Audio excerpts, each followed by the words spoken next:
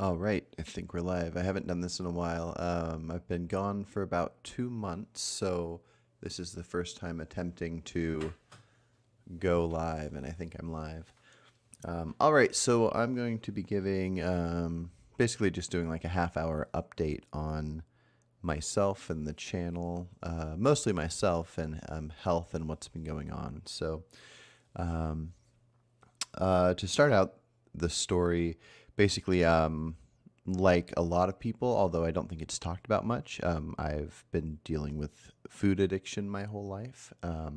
It's actually kind of interesting that we don't refer to our addictions to food as food addictions, because basically you could take any person, whether they look healthy or not healthy, besides people that are actually healthy, which probably aren't too many people. If you just take any of them that wouldn't refer to themselves as being addicted to food and ask them to give up something that they love the most, like for a couple months or something, they probably wouldn't be able to do it. So I think most of us are pretty addicted to food. But I've always had a love for wanting to be as healthy as possible and really wanting to live really well for a long time. I've wanted to, when I'm like 80 or 90, I want to be able to run around and roll around on the floor with the grandkids and just, go hiking and have a good time. But as much as I've wanted to be healthy, every time I see something that looks really good, I want to eat it. And so I've basically, for the past 10 years, I've gone back and forth on eating really healthy. I just like really hardcore eat healthy, go from 260 was my highest weight. I'd go from 260 down to like 190. And then this would last for like a year or so. But then out of nowhere, I just start eating really bad food and gain weight. So like sugary things like cakes and donuts and, all the different things. And so this would just happen back and forth, and I'd do pretty good, and then I'd be addicted. So, anyways, I'm 38 now, and I just kind of got sick of it. Back on December 10th, that's kind of when this story takes place, when I stopped doing YouTube for a while. On December 10th, somebody really close to me had used a weight loss pill called Phentermine, and that basically just made them not hungry, and so what happens is you take this pill in the morning and then you just don't really feel that hungry, and you kind of just eat a little bit of food, and then obviously you'll lose weight because you haven't been eating food. So I decided that I wanted to go ahead and use this, even though I'm very anti-drug. I don't even take like aspirin or ibuprofen. I don't like to take any man-made medicines as much as humanly possible. But I've gotten to the point where I was sick of being overweight. At December 10th, I weighed 245. I'm 5'9" and a half, I think, and so I should weigh around 160 to 170, and so very overweight. And so anyways, I decided to do this. The person I knew had a couple extra pills, and I knew I could go talk to my doctor, and my doctor had recommended it to me before. And so on December 10th, at weighing 245, I took my first Phentermine pill, and it actually made me not hungry at all. So I'm like, oh, okay, this is kind of cool. And I didn't want to use it as a thing where I just want to take this diet pill forever and just eat less, but eat garbage food. I want my body to be as healthy as possible. So I, so I wanted to use it to drop some weight, but also to, while I'm on this thing and not feeling hungry, use that as a time to kick the addictions, to make it so I can eat healthy food. If I'm not feeling hungry anyways, why waste putting unhealthy, expensive food in my body when I could just be eating like whole food? And so anyways, that's what I did. And it's kind of hard to remember and calculate exactly how it played out. But I basically, the first day I felt like very energetic, and it like was a wild kind of weird feeling. The next day I felt really dizzy, and I didn't like that. I kept looking up like what side effects might happen or whatever. And And then each day I kept feeling a little more dizzy and kind of out of it. My heart started pounding in a weird way, and there are some weird side effects with heart pounding stuff. But my doctor told me it was perfectly normal diet pill, and a lot of people take it and whatever. So I go to the doctor because I was taking the extra pills of this person I know, but I wanted to get my own set of pills. So I go to the doctor, and the doctor runs some blood work and does a whole ton of things, and then gives me my own prescription of Phentermine, and then the doctor, after he sees the blood work, he calls me and he says, I got to come in right away. So I come in, and my LDL, let's see. So I had been seeing this doctor for like 7 years. My LDL when I first met him was 156. And then a couple years later, it went to like 170 something. And then I think I was tested like 3 times. And anyways, this time it was at 212. So he was already worried before that. And between the LDL and that there's a bunch of other markers that showed that I had fatty liver disease, which I went in and had a liver ultrasound, and I definitely have pretty severe fatty liver disease. And then there was a few other markers. He basically told me if I don't do something drastic and lose the weight and make a permanent change, that I'm going to have a heart attack before I'm 45. And so that really scared me. So I just there's a billion reasons I don't want to die. I definitely don't want to die at 45. I have kids, my youngest one being 7, and I just, I don't want to die in the next 7 years. So, cause I'm 38, so 45. So anyways, that really scared the crap out of me. So I basically decided at that point, I'm going to lose weight. I'm going to get healthy. And that was like kind of the most motivated I had felt, when it came to all this. So anyways, I kept doing the Phentermine for, I think about 2 weeks. At some point when my heart started feeling really funny and I couldn't sleep, I thought that I wasn't sure if the mix of Phentermine and caffeine was kind of messing with me. And so I actually kicked coffee. And anyways, the side effects didn't go away. I told the doctor about them a couple times, and then eventually he said, stop taking it. So I stopped taking Phentermine about 2 weeks, right around the end of December, because I started on December 10th. Right around the end of December, I stopped taking it. Okay, so I haven't been taking Phentermine since then. There was a bunch of weird side effects. I'd love to talk to anybody that's taken it, because it's really weird side effects. Interestingly enough, since I mentioned that this update was going to involve Phentermine, somebody messaged me telling me that a bunch of countries have actually banned Phentermine from their country. It's illegal to have there, and that involves like the UK and Sweden and a few other places. And so that's interesting to know that the US sometimes keeps things going when maybe they shouldn't. But anyways, I was willing to take the risk. I wasn't doing it because I think diet pills are good. I was just at the end, last straw. I was addicted to food and I needed to kick it. And so that's why I did it. Okay. And so I stopped taking Phentermine, and then, I just wanted to be as healthy as possible. So I kept reading every book I could on health. I kept watching all the podcasts I could on health. Hours and hours and hours every day. I'd say every day I was probably going through about like half of a health book and listening to maybe 3 hours worth of podcasts on health every day for at least a month. And I'm still kind of doing that. And now it's been 2 months to the day. Okay, so what I did was I did a lot of meal prepping. I basically decided I had a set amount of food that I'd eat every day, and I've kind of been doing this exact same amount of food for the past 2 months. Is basically I have a handful. Well, let me just pull up my chronometer. Let's see, chronometer. Because I just have a list of everything I eat, and I just eat the same thing every single day. So I have my vitamins. I take vitamin D3. I do 10,000 IUs a day. I do some algae oil for EPA and DHA, and I do a B12 like once a week, just a small dose of B12 once a week. And then I take a magnesium. I'm kind of going back and forth on figuring out the difference between magnesium citrate and glycinate. I think glycinate specifically supposed to be good for sleep aid, but in a natural way, not like a melatonin. But okay, anyways, there are 6 things. 1, 2, 3. One of them's missing. Okay, well, I got 5 things here.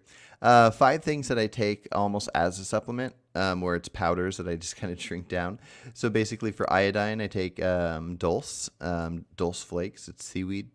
And then I do chia seeds, which recently I found out that they have to either soak in advance or preferably be mealed up, ground up, kind of like flax do. I didn't realize chia was the same way. And so that's something I've learned recently because I just keep researching all the things. Okay, so chia seeds, wheat germ specifically for something called spermidine. That's really good for longevity.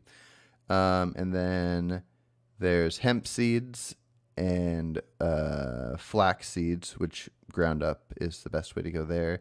And then also cranberry powder, and that's complicated. I'll explain that at a different point. But anyways, I take a half teaspoon of each of those things, just drink it down with water, and that's just things that I don't want to mix with food because I don't think they taste good, but I want to have them in my body.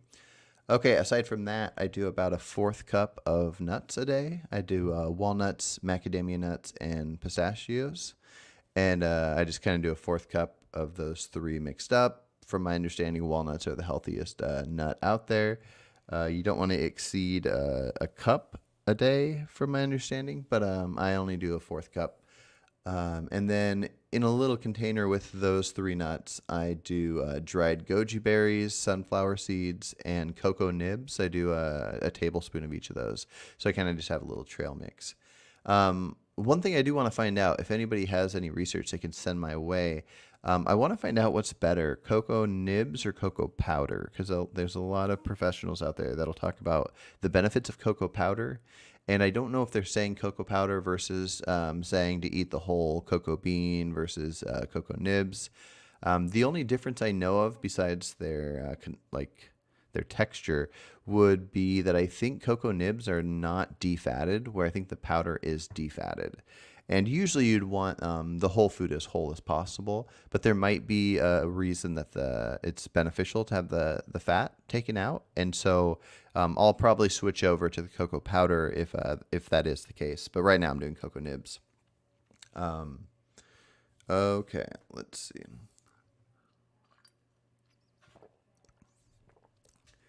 Yeah, sunflower seeds are a great source of vitamin E, which is a really hard vitamin to get in. I feel like whenever I eat whatever I eat, if I track it in Chronometer, everything's good except vitamin E. But doing 1 tablespoon of sunflower seeds really gets you up there. And okay, so I got those powders I drink down. I have the nuts and seeds little trail mix thing. I do a 1/4 cup, or no, a half cup of blueberries or more, but at least a half cup a day. And so I got those kind of little meals. I got a little thing of nuts, little thing of blueberries, and then the only other thing I eat is this large bowl of soup, basically. So there's this thing called AGEs, where when you cook food in dry temperatures, it basically changes the molecules of them, and I want to stay away from that. So one of the best ways to cook food is in boiling water. So just making a soup makes it so any of the nutrients that is going to leave into the water, it's still in the water if you eat the soup. So anyways, my soup always consists of a 1/4 cup of red lentils and then 1 cup of beans, whether it's garbanzo beans, black beans, kidney beans, one of those or a mixture of them. I do a 1 full cup. I do a 1/4 cup of diced up sweet potatoes, a tablespoon of tomato paste, and then I do 50 grams, so about 2 cups worth of kale, And then I do small amounts of onion, bell pepper, carrots, broccoli, all in there. And then I make this little cube of blended up fresh turmeric, fresh ginger, fresh garlic, and mushrooms. And I basically just freeze little ice cube trays of those. So I'll have like 50 in my freezer at a time. And turmeric, ginger, and garlic are good for inflammation, but they're just good for so many different things, and they taste amazing. So I put those in that soup. And then I add a half cup of avocado, so like one small avocado. And I add a teaspoon of apple cider vinegar. I add a teaspoon of lemon juice. I add a teaspoon of miso. And I do a tablespoon of extra virgin olive oil, cold pressed. But I add it after the soup's done cooking. Same with the miso. So miso is really good for you. It's fermented. So it's good for your gut bacteria. But you don't want to boil it because it'll kill off the bacteria. But you can add it to hot water. So once you turn off a soup, put in the miso, and then I add the olive oil. I'll probably do a separate thing talking about olive oil. And then I add nutritional yeast. Another thing, so I highly recommend using Bragg's nutritional yeast. Dr. Michael Greger explains that it's the only company that has come out and will like share their data on if they have high levels of lead in their yeast, which they don't. Other companies haven't come forward to do that that I know of. But hot heat will kill the benefits, the B vitamins and nutritional yeast. So it's good to add that after it's cooking as well. Okay, and so aside from that, the only thing I do consume in a day would be a kiwi and an apple.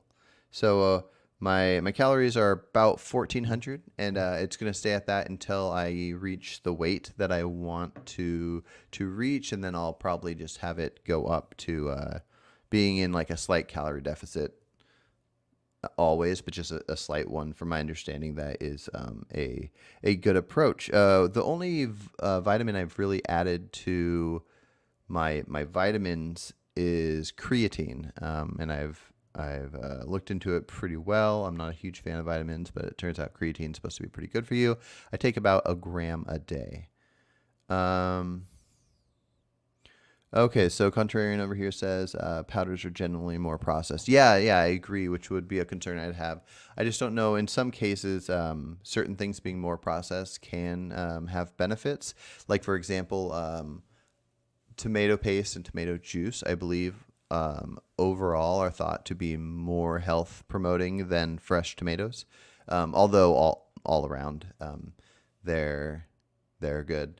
Also, juicing something like spinach, I think, has this like wild effect. I mean, I can't really talk about it too much because I can't remember the exact detail. But I remember I'm always shocked when I find out that that processing something will make it healthier than if you didn't process. But I think that's pretty rare. So yeah. Anyways, let me see. I got a couple notes here of the things I was talking about. So kind of a quick flash forward update. So December 10th, 2 months ago, I weighed 245, and then I've been on this pretty strict health journey. And now, I actually haven't weighed in a couple days, but when I weighed in a few days ago, I was 211. So what is that? 34 pounds down. It was like maybe a week and a half ago that I checked. So in about a little over a month and a half, I lost 34 pounds. I'm going to go have all my blood work redone, the blood work that led my doctor to telling me that I'm probably going to have a heart attack before I'm 45. I'm supposed to do blood work after 3 months to see where I'm at. And so March 10th, so a month from now, is when I'll do that blood work. And I'm like kind of scared, but looking forward to it because I've been doing so well and changing so much about my diet. I basically haven't had any processed food pretty much at all. There's a little bit. And yeah, so my goal is to be around like 295, but I'd be fine, or sorry, not 295, 195. But I'd be fine with just getting under 200. So 199 would be great because that would mean it was 45 pounds in the 3 months, and that's great. I like numbers, and so I'd like to see 50 pounds in the first 3 months. So 195 would be great. Okay, so I do want to mention a little more about the health or the food addiction side of things. So this was like the biggest scare I've ever had, and this definitely made me want to not have a heart attack and want to get as healthy as possible and be healthy for the rest of my life. So it really kicked me into gear. But I mentioned a second ago that I haven't weighed in like a week and a half or maybe even 2 weeks.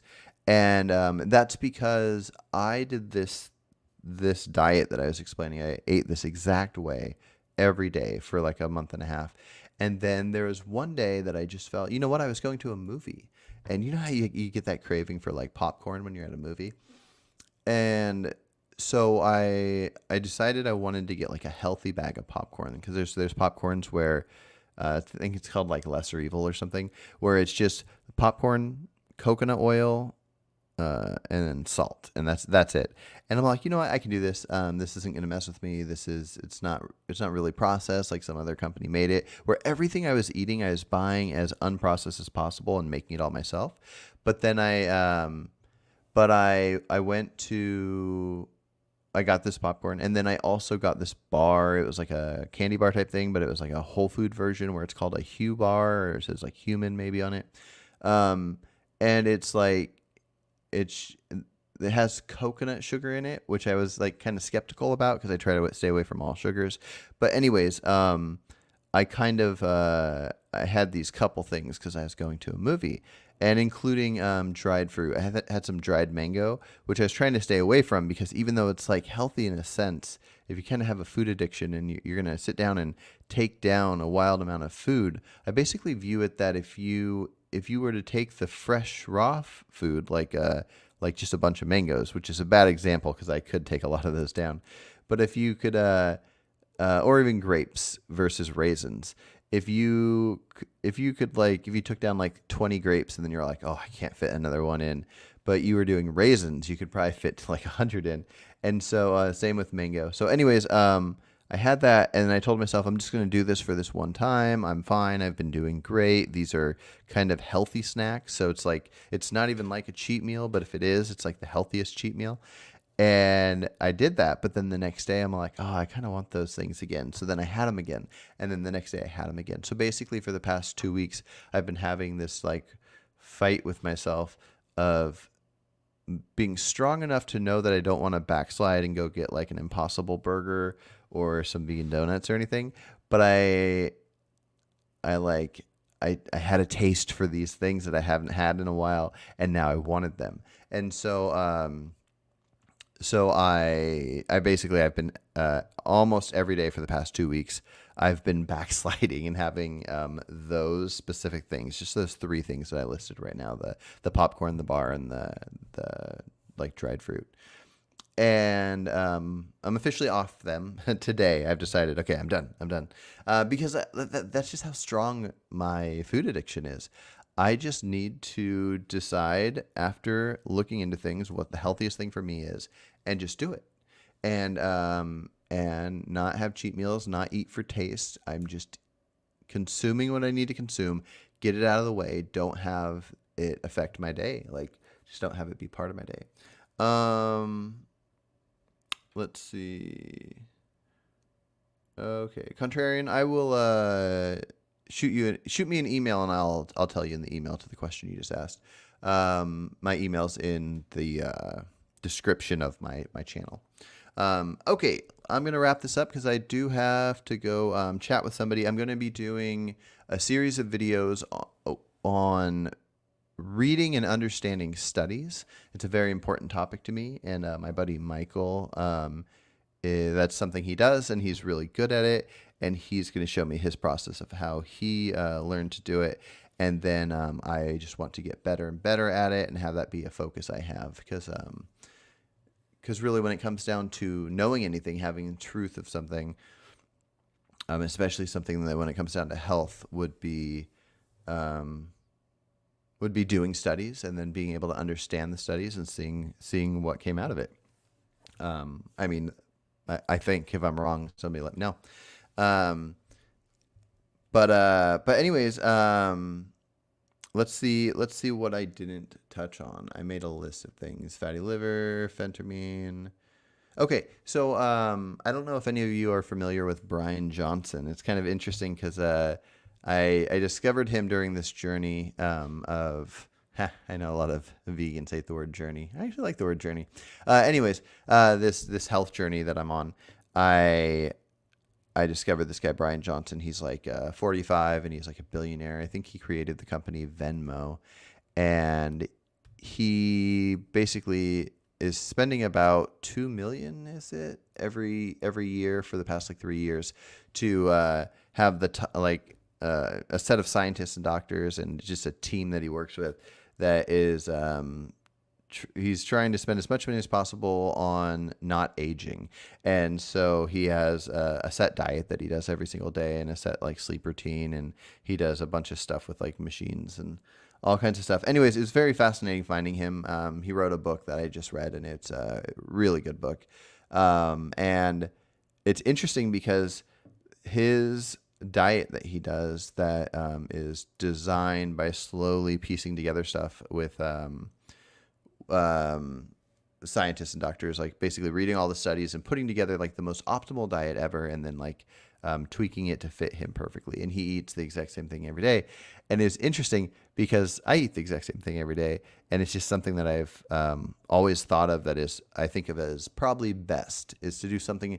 It's probably healthiest to get a good variety, like the one I listed you, but eating for health and not for taste. And so if you're going to do this, then the healthiest possible diet would look something like having the exact same thing every day, something like that. But anyways, it was very interesting to see somebody else do it. But not only that, what his team of researchers put together was almost my exact diet. It's pretty wild.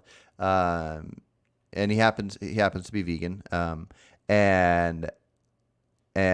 he has lentils and the berries and basically every little detail of everything added. There's I would say our diets are about 95% the same. But the reason I want to bring up Brian Johnson is something that he said inspired me. So there's two things that inspired me that Brian Johnson said. One of them is that he does like a fasting window, I think from like 6 a.m. to noon. So he does a 6-hour window, and then he doesn't eat anything from noon on until the next day at 6 a.m. And so he eats all his meals within 6 hours. And I've been doing off and on fasting to various different kinds. And I wanted to try this because he talked about how good of sleep he gets if he doesn't eat like within the 8 hours of sleeping. And so anyways, I tried this out, and I really like it. And so I eat all of my food between 8 a.m. and 2 p.m. And I think it works great. I don't know if there's any scientific evidence for it affecting sleep or not, but I guess logically it makes sense that we evolved to eat when it's light out. And so people that consume food, like here in Oregon, the sun sets at like 5 o'clock during winter. And so anybody eating dinner at 6 or 7, it's just, depending on where you live, it wouldn't be something that would be natural. Not that natural really matters, but anyways, now I'm rambling. But anyways, Brian Johnson, very, very interesting person that's doing some wild studies on himself. The other thing that I thought was great that I learned from Brian Johnson was he talked about firing his evening self, which I thought was so fascinating because there's so much of so many days and times of days that we'll think logically. And usually in the morning, we'll go, okay, well, I'm going to do this. I'm going to eat really well. I'm going to exercise. I got all these plans I have. And then when it gets later in the day, we start feeling like, oh, you know what? I can do this. And you start coming up with excuses. And you might know that you want to go to bed at a certain time because you want to get that good sleep. But then you're like, oh, I can stay up and watch one more episode. If I do this, I'll get this much sleep and this and that. And so basically he does this thing called firing his evening self. And everything from, I don't even know what you want to call evening, but everything from like, say, 3 p.m. on. He knows exactly what he's going to do, has the plan, and then does it. Like, he knows he's not going to eat after that time, so he doesn't eat after that time. He knows he's going to go to bed at a certain time. So basically, any time that he's trying to justify anything, he just has it in his mind like that's not a thing you can do. Anything pre-planned for evening is just done. Now, I think this is kind of good for at any time, not even just evening. You just plan it like days in advance or months in advance or whatever. You just have this set thing you do, and you just do it. Now, there will be sometimes that it won't work. Like, you might have a set like workout plan that you just know, I do this every day, and I do it. And then if you have an injury or something, then obviously you can't. But having something like a plan, having it written down, knowing you're going to do this, and not even letting yourself think about it when it comes to time, you just do it, I think is probably the best route to go. Looking at something like food, like fill up on food, be completely full, and then plan your food stuff. Like, don't be starving and want all the foods in the world and be at the grocery store and then think, what do I want to eat? Do I want to?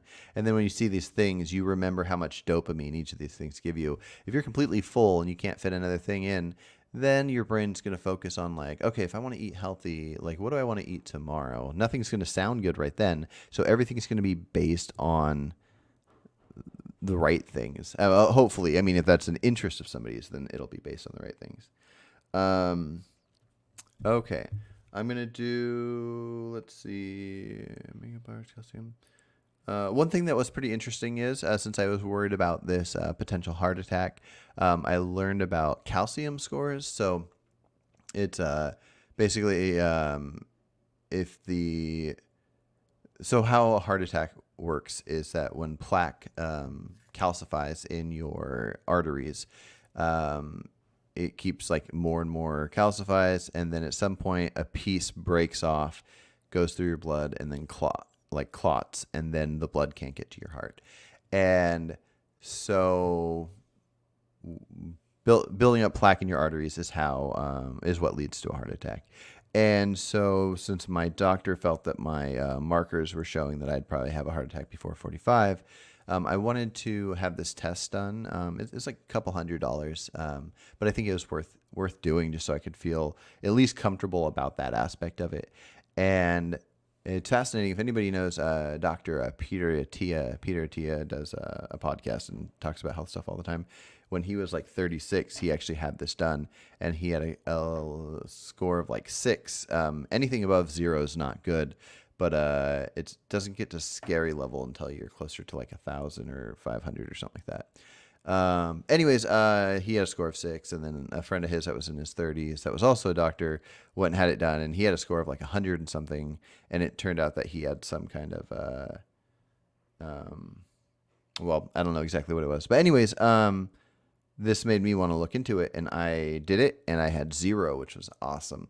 I did a bunch of things before doing this test. Like, I found this product called natto, and it's a fermented soybeans thing in Japan. It's supposed to be really good for arteries and heart health and stuff. And so I started taking that down, and it's disgusting, by the way. I don't like it. And then I did a couple hours shy of a 4-day water-only fast. And I did that before that test. Anyways, I had 0. It probably had nothing to do with those things, but I just wanted to give myself the best odds possible. So when you fast for a long time, your body kind of cleans house. It goes in and cleans up all the things. And so maybe that had an effect. Maybe it didn't. Anyways, my calcium score, I think is what it's called, was 0. I had no hard plaque. Now, there might be soft plaque, which is why even if you don't have the hard plaque, you want to prevent health issues in the future. So you want to stay away from processed sugar and, processed flours, all the unhealthy foods that go in your body and do the garbage. I'll do more talks on that in the future. The last thing I do want to talk about here, though, is, let's see, is when it comes to health and things you can do for health, whether it's what you eat or actions you do, I think the best way to find out what one should do is probably studies, like finding out these studies were done. Here's the outcome. If it's a good study, then this is the closest thing we can know to truth, right? And so I like to view things as I've either been convinced or I have not been convinced. A lot of people, like, somebody might overhear something about a health thing, and then the person will say, well, actually it's this, and they'll say the thing that they have heard. And I like to not do that. I don't like to say, like, oh no, it's not this, it's this. I just will be convinced of what I'm convinced of. Now, luckily, I don't have this thing that I think a lot of people have, which is confirmation bias, where if they think a thing is a certain way, then as soon as they hear the right doctors say, oh, this is the best thing to eat, and then they go, oh, yeah, I like that too, and then they do it. I like to look at all the different angles. I listen all the time to people that promote keto diets or paleo diets or Mediterranean diets, or it doesn't matter, carnivore. It doesn't matter to what extremes they are. I like to compare and see, like, what everybody's agreeing on and what the studies are, and just figure out. Anyways, and so I'll have a list of things that I've been convinced of, and then I also want to be convinced out of a thing if I'm wrong, which is why I want to learn more about reading studies and understanding studies. But as of now, I basically have a list, a short list right here of things I have been convinced of, and I want to keep looking into things and being convinced of different things. And so anyways, getting sunlight in the eyes first thing in the morning. I'm very convinced that this has been studied enough, and there is plenty of health benefit of setting your circadian rhythm and basically prepping you for having a good day and getting good sleep later that night. Basically the sun going into your eyes is not like staring at it directly, but being outside and getting the right amount of lux in your eyes will make your melatonin go away. So when the sun's going away at nighttime and your brain can tell the sun's going away, if you don't see any other blue light, like on cell phones and stuff like that, then your brain starts letting off natural melatonin and you get super tired. And then you go to bed. And if you wake up in like a dark room and you wake up to your alarm and let's say it's also dark outside and there's hardly any light, you still have melatonin in your brain, and so your body, that's what makes you super groggy, and you're not going to feel wide awake and energized until that melatonin leaves, and it's going to leave when your brain thinks it's daytime, whether it is daytime or not. And so I like to step out on my porch. I usually go out barefoot, and I just soak in the sun as much as I can. You should probably do it about 10 minutes, but sometimes I only do a couple minutes, but I like to have that routine of stepping out there. There also are these lamps that I had a remote on top of, and now I need to grab that remote. So this was just a cheapo little, like a $40, I think it's called like a sad lamp. It's for people that don't get a chance to go outside, but they have a seasonal affective disorder, which I think everybody has somewhat of, which just basically means you're not getting enough sunlight during wintertime. And a way to explain this lamp, it's kind of interesting. So the amount of lux you get from the sun when it's really bright out is about 100,000. And the amount of lux you get from like the light on a phone is about 2 lux, 100,000 outside. The lamp above, or a typical like light in your house is about 100. And then this guy, which is crazy. When I hold it up to this light, it makes me disappear. This guy, it's about 10,000 lux. So outside is 100,000. This is 10,000. So it's nowhere near as good, but having it really close to you, it's your eyes soaking in this light that's supposed to simulate the sun. Supposedly it's really good at waking you up, making your melatonin go away. And also, it lights up pretty well when you're doing a podcasty thing. Okay. Let's see. Contrarian 420 says, might be useful to take a deep dive into the peer-reviewed process for publishing studies. Yeah, no, that's exactly one of the top things I want to do. Okay, other things I've been convinced of. Drinking approximately 10 cups of water within the first 10 hours of being awake. Now, this really works well for me because I am a person, I don't know if I just have a small bladder or what, but if I drink anywhere close to bedtime, I have to wake up and pee in the middle of the night, like literally 5 times or more. And so I have learned and I have been convinced that it's good for me to not consume any liquids. Now I do past 5. I was doing any past 6, but I try to have a cutoff of 5. But then I also happen to learn that it's best to kind of front load your drink, so you don't have to do like 1 an hour or anything, but getting approximately 10 cups of water within the first 10 hours of being awake. So for me, that's up till 5 p.m. So I wake up about 7 a.m. and then go to 5 p.m. Okay, I've been convinced that green tea and black tea are both very good for you, and there's some kind of strange benefit if you mix the two, if you have green tea and black tea. So I'm always cold brewing green tea and black tea with, oftentimes I'll do more green than black. I'll do like 2 bags of green, 1 bag of black, and that's just always in my fridge.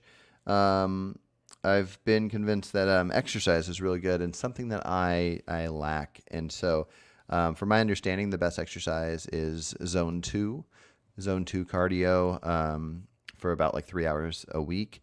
And zone 2 would be something like a slow like jog or run where you can basically hold a conversation with somebody that you're jogging with, but that you're that it's a little difficult, like you're sort of out of breath. Now, I've never been good at running or jogging, and so I'm trying to work my way up to it. And the past few days, I've been going on somewhat long walks, getting about 15,000 steps in a day and trying to kind of like walk fast. And yeah, I think I might start doing slow little jog runs. From my understanding, it seems like there's definitely a sweet spot because when you go to like something like a marathon, I think there's actually a lot of negative things to that. Now, it's awesome that people want to do that. That's totally cool, and it's fascinating to see what humans can do if they push themselves to a certain level. But I think for like longevity and good health at old age, doing a marathon is actually not too great for you. It might be better than having like a sedentary life, being like insanely overweight, having to be in like a wheelchair and not do anything. I'm guessing people in old age, after like spending a lot of their lives doing marathons, are way better off than those people. But for going for top notch, being the healthiest you can be, trying to get over 100 and be able to run around and mow your own lawn, seems like a bunch of zone 2 cardio is the route to go. Also, muscle building. I personally have a thing where I don't like to use any weights or like gym equipment, unless you consider like a pull-up bar gym equipment. But I like to do calisthenics, so push-ups, pull-ups, and squats. And I've been doing quite a bit of that, and I feel like I'm getting pretty good at that, or at least I'm seeing better effects than I normally would see, because I've spent many years basically not doing any exercise. But I really want to get out in nature, go on hikes, and be be as strong as I can be. I don't want to be a bodybuilder or anything, but I want to be as healthy as possible. Let me read. Okay, Contrarian 420 says something about black teas. So yeah, let's. I'll make a note of that. It has tannins.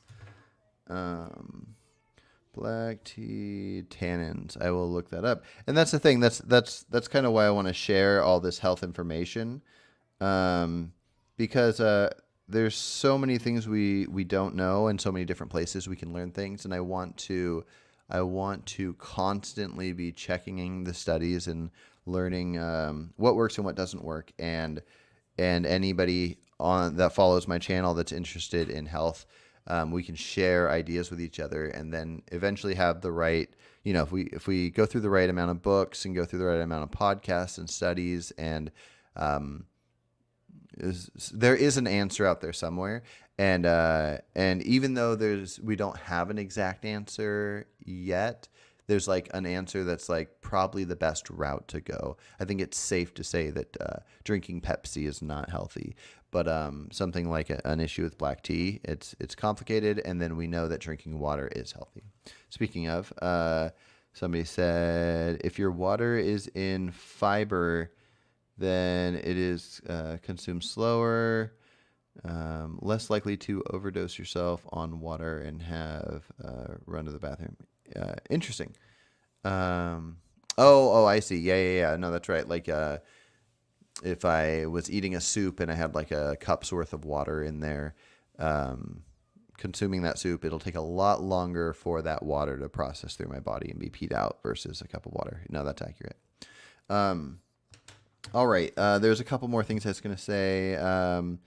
Sleep. It seems like sleep's the key to health. There's a lot of things that are the key to health, but sleep seems to be a top-notch one. And again, like I was talking about earlier, like firing your evening self, having set plans and sticking to it. So like a lot of people, I like to binge TV shows. Like I love movies, TV shows, music. Huge fan of those art forms. And I can just stay up all night watching TV. So I have successfully, for the past, I'd say, month or so, cut myself off of TV at 8. I don't start any shows at 8, and I have a grace period of 8:30 if I'm just finishing up the last like 10 minutes or 15 minutes or whatever. But I won't start anything after 8, and I won't let myself watch a single thing after 8:30. And then I try to get in bed by 9. I do some reading, and then I try to have lights off at 9:30, and then I stop talking at 10. Luckily for me, since me and my wife like to talk a lot, something I had learned in the past, I don't know exactly if there's a lot of evidence on this, but I know there's a lot of evidence that it is good to breathe through your nose, not through your mouth. And some people that are mouth breathers they can't really control it while they're sleeping. So some people take tape, it's like a surgical tape, and they'll put it over their mouth while they're sleeping, and it'll force them to breathe through their nose. So I have some of that, but it also forces me to stop talking to my wife because we like to stay up and talk all night. But if I put that on at 10, then I can see with my sleep tracker here that I usually fall asleep like by 10:15 if I put that on. Where if I don't, I'm up to like 11 or 12. And so anyways, I like to get in good habits of sleeping well. Okay, Elba says, the advice for avoiding problems of tannins is to avoid drinking teas, coffees close to meals, leaving an hour before or after eating them. Okay. Okay, I'm going to look into that further. I'm curious if Contrarian 420 had the same information or slightly different. But yeah, no, this is great. Okay, so I'm going to hop off here, and I'm going to do a recorded session with Michael on some study reading. But yeah, I'll be doing a lot more talks on here. I'm setting up a couple right now. I have a handful of non-vegans I'll be chatting with, and about their diets and where they get their information from. And then I want to set up a bunch of debates and just conversations on veganism, but on health stuff. And yeah, so if anybody wants to get on here and chat, I'm back. I should be here doing some streams, maybe a couple a week. So yeah, anyways, great talking. Glad you guys are here, and I'll see you guys in the next one. Take care.